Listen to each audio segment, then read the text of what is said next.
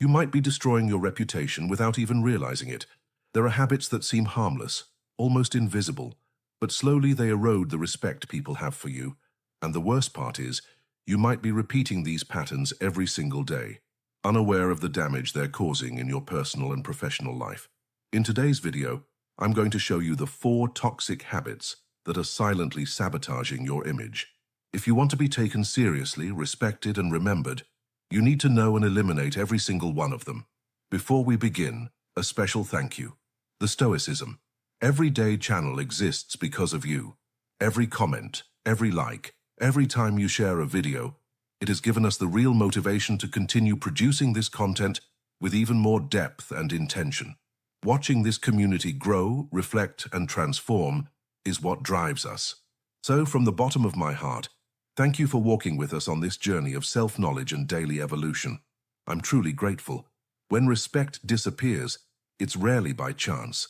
It's the result of small actions or omissions that, over time, accumulate a silent cost. And if there's one philosophy that helps us see these patterns clearly, it's Stoicism. Marcus Aurelius, the Emperor of Rome, wrote, "Waste no more time arguing about what a good man should be. Be one." A similar sentiment applies here. Worry more about what you do than what others say. Seneca said that the greatest sign of wisdom is to observe yourself with honesty. And that's what we're going to do here today. Look within, without masks, without excuses. We will identify 4 habits that seem small but have the power to erode your image, and even worse, your self-confidence. Throughout my life, I've made all these mistakes. And only when I started applying Stoic principles in my daily life did I begin to see real changes. More respect, more balance, and more clarity in my relationships. So, if you're ready for this reflection, grab your coffee, get comfortable, because what's coming next may be uncomfortable but also liberating. Gossiping, the silent poison of relationships. The first behavior that destroys respect is perhaps the most common and the most underestimated. Gossiping. Yes, gossip seems harmless, almost like water cooler talk, a social bond, an innocent distraction in the middle of a routine. But here's the raw truth. Whoever gossips to you will gossip about you. And when you get involved in this game, even without malicious intent, you send a powerful and negative message. I am not trustworthy. I cannot keep secrets. I feed on the failures of others. I remember a phase in my life, back in college, when gossip seemed to be part of the environment. Conversations revolved around other people's lives. It was almost a collective pastime, analyzing who was with whom, laughing at personal choices, speculating about situations. A classmate, let's call her Sarah, was the most reserved. One day, it leaked among the group that she had a crush on a guy in our class.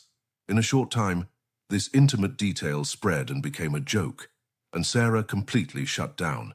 The way she quietly distanced herself left a mark on everyone who witnessed it.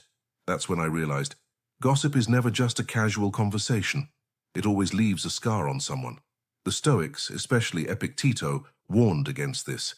If you hear something, don't repeat it. If it doesn't concern you, don't say it. Don't listen to it. Gossip diminishes you, and the people around you notice even if they remain silent. They start to wonder, if this person talks about so-and-so like that, what do they say about me? Being worthy of respect starts with a daily choice. Do not pass on what does not build up. Prefer conversations that elevate, that inspire, that analyze ideas, not people. As an old proverb says, small minds discuss people, average minds discuss events, great minds discuss ideas. Choose every day which of these minds you want to be a part of. Being unreliable, the word that loses its value. The second habit that erodes the respect of others, perhaps faster than any other, is a lack of reliability. We live in an age where everyone promises but few deliver. We promise to be there, we promise to help, we promise to change, but when the time comes, excuses, distractions, and silence appear. And here's a hard truth. When your word loses its value, you lose value right along with it. There was a time when I thought that being flexible and spontaneous was a virtue. I would make plans and then cancel them. I'd say, I'll definitely be there. And on the day, I'd decide to do something else. So until one incident showed me what this really meant to those who trusted me. A good friend, Emily, spent weeks preparing her birthday party. She planned everything with care: guest list, decorations, special details. And I, of course, said I would be there, that I wouldn't miss it for anything. But on the day of the party, I got tied up with another activity. By the time I realized it, the party had already started. I sent a rushed text, trying to justify myself. Her reply was polite, but cold. And right there I felt it. It wasn't just an event I missed. It was a piece of our trust. The relationship grew cold, because she understood, and rightly so, that my words were worth little.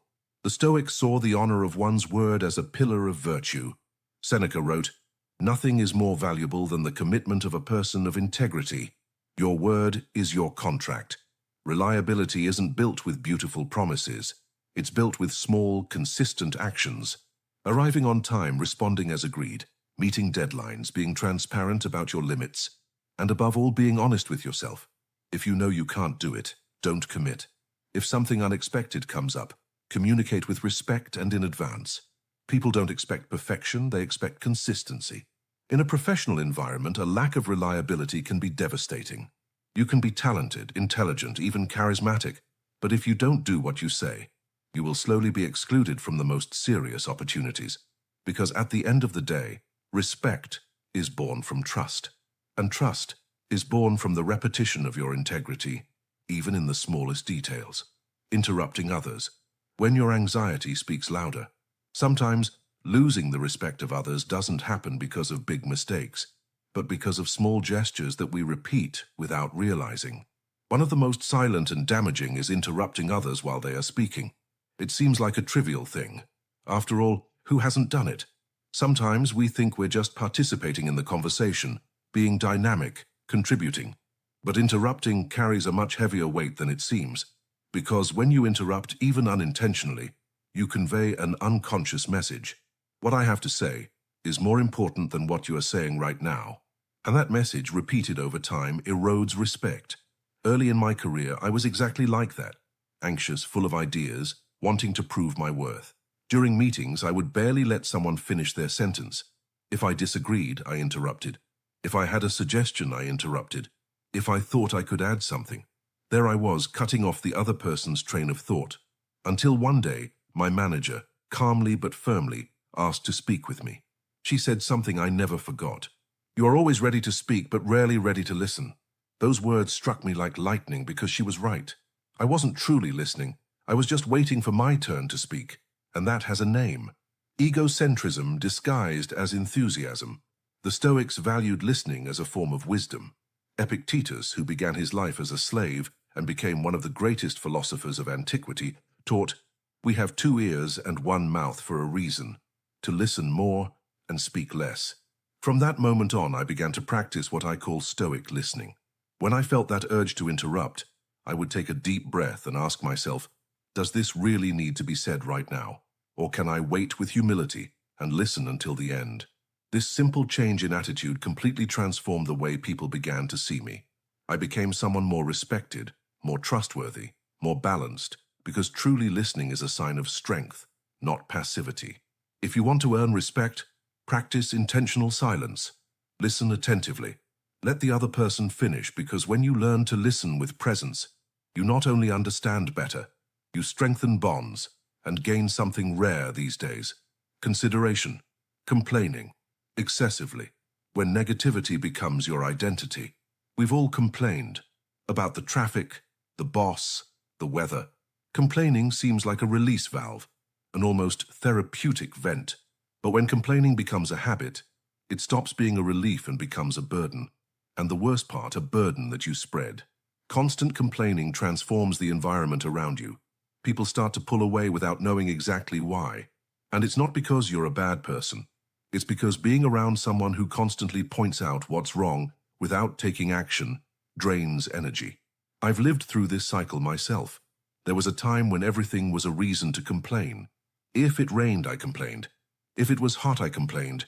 If someone wronged me, there I was, stewing over it for days, until a friend, with courage and sincerity, said to me, "Man, it seems like nothing is ever good enough for you. Have you ever noticed that?" At the moment, I got defensive, but those words echoed for days, and they hurt because they were true. I had grown accustomed to the role of the victim. And the problem with living as a victim is that you give up your power. The Stoics teach us something fundamental. Do not complain about reality. Transform what is within your reach. Accept with serenity what is not. This is the essence of Stoicism. The rain won't stop just because you lament it. The traffic won't move faster because you huff and puff behind the wheel. But your attitude, that can change everything. From the moment I started observing myself and replacing complaining with action or acceptance, everything changed. If the environment was bad, I left. If something went wrong, I looked for a lesson. If there was no solution, I took a deep breath and moved on. This didn't make me a blind optimist. It made me lighter. And the people around me started to notice. Want to know if you're trapped in this cycle? Reflect. Do you talk more about problems or solutions? Do your conversations energize you or drain you? Do you have a habit of being grateful or complaining out of habit? The mind works like a radar. It finds what you train it to find. If you feed a negative outlook, the world seems like chaos. If you train a constructive outlook, you find opportunities where before there were only barriers. Respect is also born from the vibration that you carry, and no one respects someone who is always drowning in complaints. So, starting today, every time you feel the urge to complain, ask yourself, is this under my control? If yes, act. If no, accept. This simple question, if used with discipline, can free your mind and your energy. If you've made it this far, congratulations. It shows that you are willing to do the hardest work, to look within, because gaining the respect of others begins with something deeper, respecting yourself. Today we talked about 4 habits that silently sabotage your image. Gossiping destroys the trust that others have in you. Being unreliable undermines the value of your word. Interrupting demonstrates ego and impatience. Complaining excessively pushes people away and traps you in negativity. The good news is, all of these habits can be replaced with stoic discipline, with active listening, with integrity, and with conscious action. Marcus Aurelius wrote, "The best revenge is to be unlike him who performed the injury." I would say, the best way to earn respect is to be different from the majority, to be someone who inspires trust, peace, and presence. And if you take one step a day, one habit at a time, you will notice a subtle but powerful change in the way the world responds to you. Now tell me, which of these 4 habits do you recognize most in yourself? Leave the phrase, "I choose to be worthy of respect," in the comments below, and tell me which habit you are ready to transform. This not only helps to solidify what you've learned, but also strengthens this community of growth that we are building together. If this video helped you in any way, like it, share it with someone who needs to hear this, and subscribe to today's channel.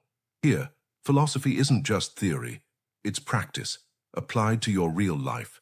See you in the next video. And until then, remember, you are the only one responsible for the energy you bring into the world. Bring what builds up and leave the rest behind.